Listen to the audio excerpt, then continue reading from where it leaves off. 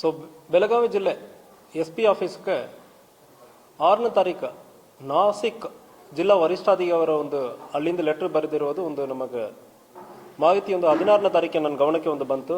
ಅದರಲ್ಲಿ ಖಾನಾಪುರ ಸ್ಟೇಷನ್ ಕಡೆ ಚೋರ್ಲೆಘಾಟ್ ವ್ಯಾಪ್ತಿಯಲ್ಲಿ ಒಂದು ರಾಬರಿ ಆಗಿದೆ, ಅದರಲ್ಲಿ ಒಂದು 400 ಕೋಟಿ ರೂಪಾಯಿ ಆಗಿರಬಹುದು ಅಂದ್ರೆ ಒಂದು ಮಾಹಿತಿ ಬಂತು.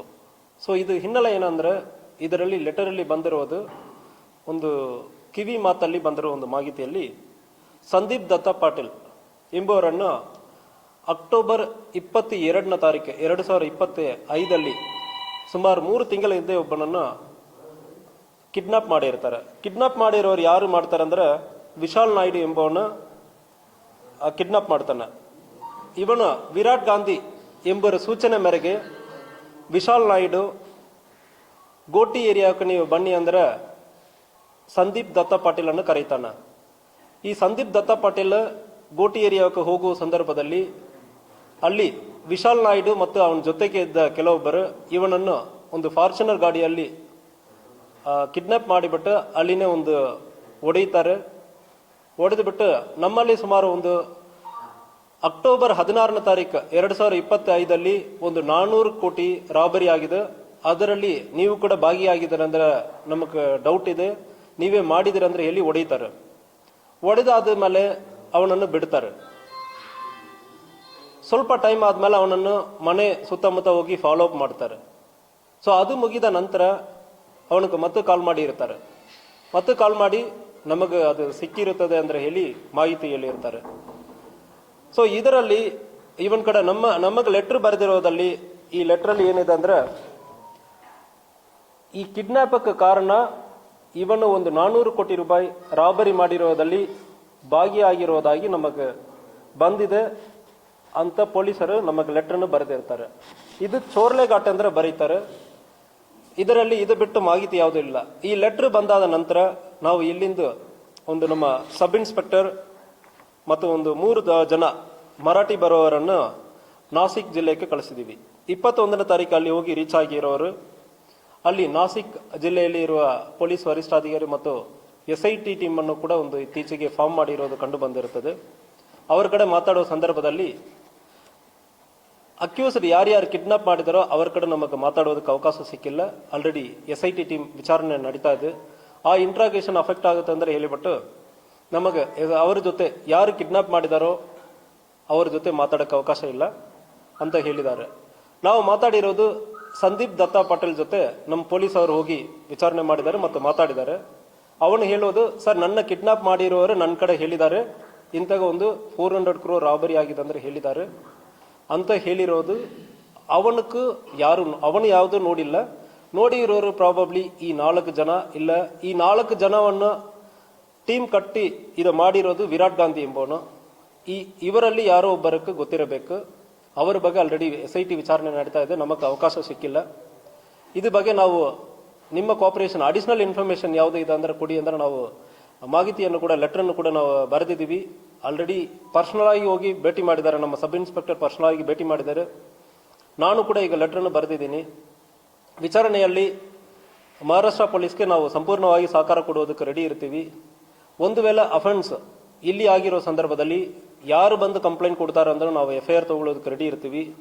ಈ ಕೇಸಲ್ಲಿ ಇದರಲ್ಲಿ ಬಂದಿರೋ ಲೆಟ್ರಲ್ಲಿ ಹಿಯರ್ಸೆ ಅಂದ್ರೆ ಹೇಳ್ತೀವಿ, ಒಂದು ಕ್ರಿಮಿನಲ್ ಆಕ್ಟ್ ಪ್ರಕಾರ ಹಿಯರ್ಸೆ ಕೋರ್ಟಲ್ಲಿ ಅಡ್ಮಿಸಬಲ್ ಆಗಲ್ಲ, ಎಕ್ಸೆಪ್ಟ್ ಫ್ಯೂ ಎಕ್ಸೆಪ್ಷನ್ಸ್ ಇರ್ತದೆ.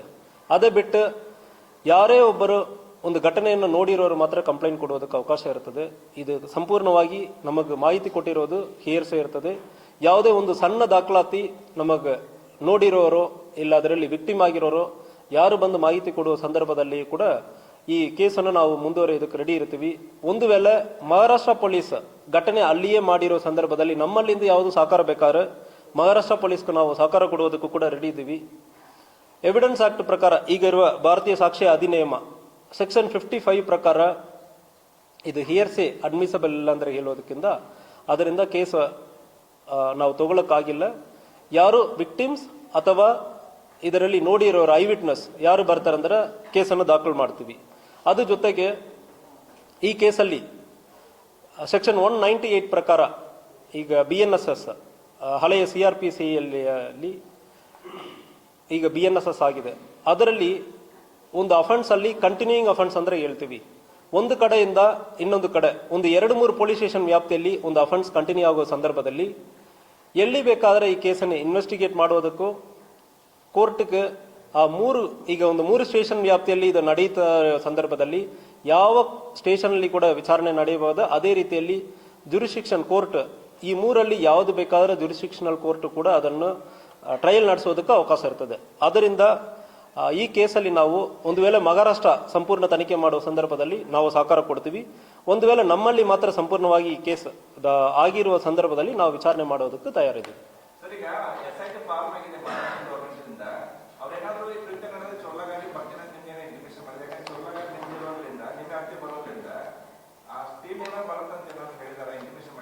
ನಮಗೆ 6ನೇ ತಾರೀಕು ಒಂದು ಲೆಟರ್ ಅವಾಗ ಬರೆದಿರೋದು ಬಿಟ್ಟು ಬೇರೆ ಯಾವುದೇ ಮಾಹಿತಿ ಇಲ್ಲ.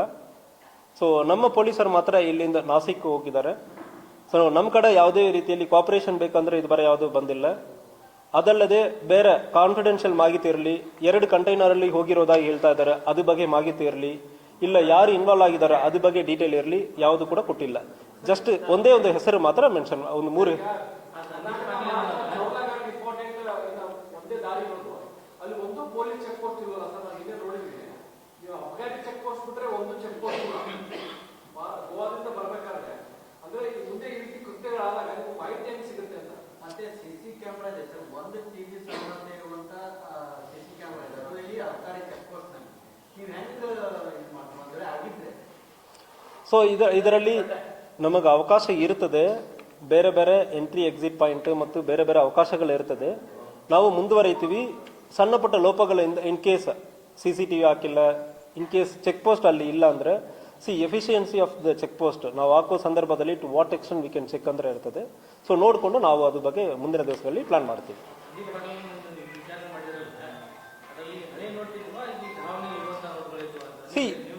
ಈ ಓಲ್ಡ್ ನೋಟ್ಸ್ ಅಂದ್ರೆ ಮೆನ್ಷನ್ ಮಾಡ್ತಾರೆ, ಅದು ಹಿಯರ್ಸೆ ಬಾಯಿ ಮಾತಲ್ಲಿ ಅವ್ರಿಗೆ ಹೇಳಿರೋದ ಯಾವ ಉದಾಹರಣೆಗೆ ಈಗ ಎಲ್ಲಿ ಬಂತಂದ್ರೆ ಸಂದೀಪ್ ಪಾಟೀಲ್ ಅನ್ನು ಕಿಡ್ನಾಪ್ ಮಾಡ್ತಾರೆ.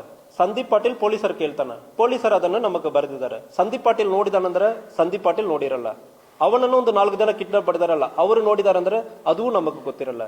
ಸೊ ಆಕ್ಚುಲಿ ಈ ಘಟನೆಯನ್ನು ಯಾರು ನೋಡಿದಾರೆ ಅಂದ್ರೆ ಮಾಹಿತಿ ನಮಗೆ ಮಹಾರಾಷ್ಟ್ರ ಪೊಲೀಸ್ ಕಡೆಯಿಂದ ಇದು ಬರ ಬಂದಿಲ್ಲ.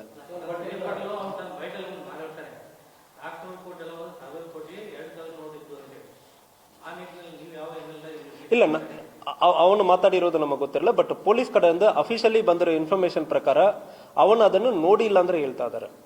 ಪೊಲೀಸ್ ಕಡೆಯಿಂದ ಬಂದಿರೋದು ಇವನಕ್ಕೆ ಹೇಳಿ ಇರ್ತಾರಂದ್ರೆ ನಮಗೆ ಪೊಲೀಸ್ ಕಡೆಯಿಂದ ಬಂತ. ಅವನ ಕಡೆ ನಾವು ಮಾತಾಡುವಾಗಲೂ ಇದು ಬಗ್ಗೆ ಮಾಹಿತಿ ಅವನು ನೋಡಿರೋದಾಗಿ ಯಾವುದು ನಮಗೆ ತಿಳಿಸಿಲ್ಲ.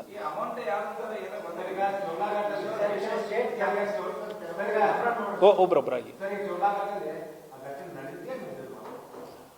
ಚೋರ್ಲಾಘಟ್ಟಲ್ಲಿ ಚೋರ್ಲಾಘಟ್ಟ ಅಂದ್ರೆ ಈಗ 3 ಸ್ಟೇಟ್ ವ್ಯಾಪ್ತಿಗೆ ಬರ್ತದೆ ಅಂದ್ರೆ ಹೇಳ್ತಾರೆ. ಇದು ನಮ್ದು ಮಾತ್ರ ಇಲ್ಲ, ಬೆಳಗಾಮಲ್ಲಿ ಬರ್ತದೆ, ಗೋವಾನಲ್ಲಿ ಬರ್ತದೆ, ಮಹಾರಾಷ್ಟ್ರನಲ್ಲಿ ಬರ್ತದೆ.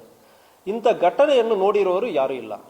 ಘಟನೆಯನ್ನು ನಿಜವಾಗಿ ಆಗಿದೆ ಅಂದ್ರೆ ಫಸ್ಟ್ ಅದು ಅಸರ್ಟೈನ್ ಮಾಡಬೇಕು. 2 ಕಂಟೈನರ್ ಬಂದಿರೋದ್ರ ಬಗ್ಗೆನೂ ನಮಗೆ ಮಾಹಿತಿ ಯಾವುದು ಪೊಲೀಸರು ಇದು ಬರ ಕೊಟ್ಟಿರಲ್ಲ. ಸೊ ನಾವು ಈಗ ವಿಚಾರಣೆಗೆ ಮಾಹಿತಿ ಕೊಡಿ ಅನ್ನೋ ನಮ್ಮ ಸಬ್ ಇನ್ಸ್ಪೆಕ್ಟರ್ನ ಅಲ್ಲಿಯೇ ಇದ್ದಾರೆ. ನಾಸಿಕಲ್ಲಿ ನಮ್ಮ ಸಬ್ ಇನ್ಸ್ಪೆಕ್ಟರ್ ಈಗಲೂ ಇದ್ದಾರೆ. 21ನೇ ತಾರೀಕಿನಿಂದ ನಮ್ಮ ಸಬ್ ಇನ್ಸ್ಪೆಕ್ಟರ್ ನಾಸಿಕಲ್ಲಿ ಇದ್ದಾರೆ ಈ ಕೇಸ್ ಬಗ್ಗೆ ವಿಚಾರಣೆ ಮಾಡೋದಕ್ಕೆ. SIT ಟೀಮ್ ಫಾರ್ಮ್ ಮಾಡಿರೋದ್ರಿಂದ ಈ ಕೇಸಲ್ಲಿ ಅದಕ್ಕೆ ನಾನು ಕ್ಲಾರಿಫೈ ಮಾಡ್ತಾ ಇದ್ದೀನಿ. ಘಟನೆ ಒಂದು ವೇಳೆ ಆಗಿರೋ ಸಂದರ್ಭದಲ್ಲಿ ಮಹಾರಾಷ್ಟ್ರನಲ್ಲಿ ಆಗಿರೋ ಸಂದರ್ಭದಲ್ಲಿ ಮಹಾರಾಷ್ಟ್ರನಲ್ಲಿ ಪ್ರಿಪರೇಷನ್ ಆಗುವ ಸಂದರ್ಭದಲ್ಲಿ ಒಂದು ವೇಳೆ ಇಲ್ಲಿ ಆಗಿರ್ತಂದ್ರೆ ಕೂಡ ರಾಬರಿ ಆಗಿರೋದು ಗಾಡಿಯನ್ನು ಇಲ್ಲಿಂದ ತಗೊಂಡು ಹೋಗೋ ಸಂದರ್ಭದಲ್ಲಿಯೂ 2 ಆಪ್ಷನ್ಸ್ ಇದೆ. ಒಂದು ಮಹಾರಾಷ್ಟ್ರನಲ್ಲಿಯೇ FIR ಅನ್ನು ಮಾಡಿ ಚಾರ್ಜ್ ಶೀಟ್ ಅನ್ನು ಅಲ್ಲಿಯೇ ಮಾಡೋದಕ್ಕೆ ಅವಕಾಶ ಇದೆ. ಯಾಕಂದ್ರೆ ಪ್ರಿಪರೇಷನ್ ಆಫ್ ಅಫೆನ್ಸ್ ಮಹಾರಾಷ್ಟ್ರನಲ್ಲಿ ಶುರುವಾಗಿದೆ. ಸೆಕ್ಷನ್ 198 ಆಫ್ BNSS ಪ್ರಕಾರ ಅಫೆನ್ಸ್ ಎಲ್ಲಿ ಶುರುವಾಗಿ ಎಲ್ಲಿ ಮುಗಿಯುತ್ತದೋ ಈ ವ್ಯಾಪ್ತಿಯಲ್ಲಿ ಎಲ್ಲಿ ಬೇಕಾದ್ರೆ FIR ಮಾಡೋದಕ್ಕೆ ಅವಕಾಶ ಇರ್ತದೆ. ಸೊ ಒಂದು ವೇಳೆ ಅವರೇ FIR ಮಾಡಿ ಚಾರ್ಜ್ ಶೀಟ್ ಮಾಡೋದಕ್ಕೆ ಅವಕಾಶ ಇರುತ್ತದೆ. ಒಂದು ವೇಳೆ ನಮ್ಮ ಕಡೆ ಹೇಳ್ತಾರಂದ್ರೆ ನಾವು ಮಾಡೋದಕ್ಕೆ ರೆಡಿ ಇರ್ತೀವಿ. ನಮಗೆ ಮಾಹಿತಿ ಇದು ಬೇರೆ ಶೇರ್ ಮಾಡಿಲ್ಲ, ನಾವು ಮಾತಾಡೋದಕ್ಕೂ ಅವಕಾಶ ಸಿಕ್ಕಿಲ್ಲ.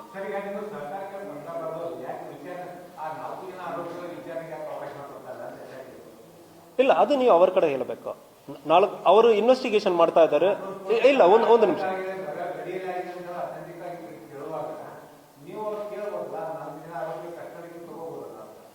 ಇಲ್ಲ, ಇದರಲ್ಲಿ ಫಸ್ಟ್ ಮಾಹಿತಿಯನ್ನು ನಮಗೆ ನೀಡಿದ್ದಾರೆ. ಇದು 6ನೇ ತಾರೀಕಿಗೆ ಬಂದಿರೋ ಮಾಹಿತಿ. ಅದಾದ್ಮೇಲೆ ಈ ಕೇಸ್ ಸೆನ್ಸೇಷನಲ್ ಆದ್ಮೇಲೆ they take it seriously. Government level ಅಲ್ಲಿ ವಿಚಾರಣೆ ಮಾಡ್ತಾ ಇದ್ದಾರೆ. SIT ಫಾರ್ಮ್ ಮಾಡಿ